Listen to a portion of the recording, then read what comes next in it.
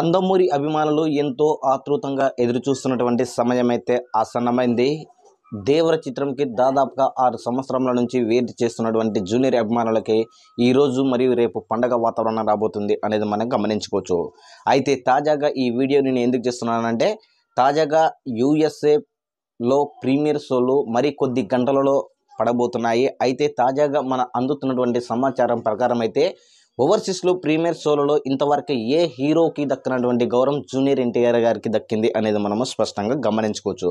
అది ఏంటంటే, యూఎస్ఏలో ఇంతవరకు ఏ హీరోకు కూడా ప్రీమియర్స్ వల్ల అడ్వాన్స్ బుకింగ్స్ వల్ల 75,000కు పైగా టికెట్లు అమ్మడిపోయాయంటే అది జూనియర్ ఎన్టీఆర్ హావా అనేది మనము స్పష్టంగా గమనించుకోవచ్చు.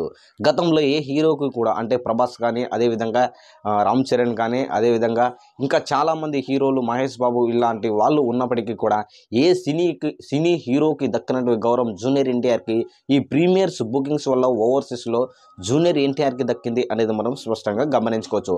అంటే ప్రీమియర్స్ అడ్వాన్స్ బుకింగ్స్ వల్లనే జూనియర్ ఎన్టీఆర్ హావా 75,000కు పైగా టికెట్ల హావా కొనసాగిందంటే జూనియర్ ఎన్టీఆర్ హావా ఏ విధంగా ఉంది అనేది మనము స్పష్టంగా గమనించుకోవచ్చు. అయితే మరి ఈ యొక్క సినిమా మరి కొద్ది గంటలలో ఓవర్సీస్లో పడబోతుండడంతో నందమూరి అభిమానులు ఈ యొక్క సినిమాపై కూడా ఆతృతంగా అయితే ఎదురు చూస్తున్నారు.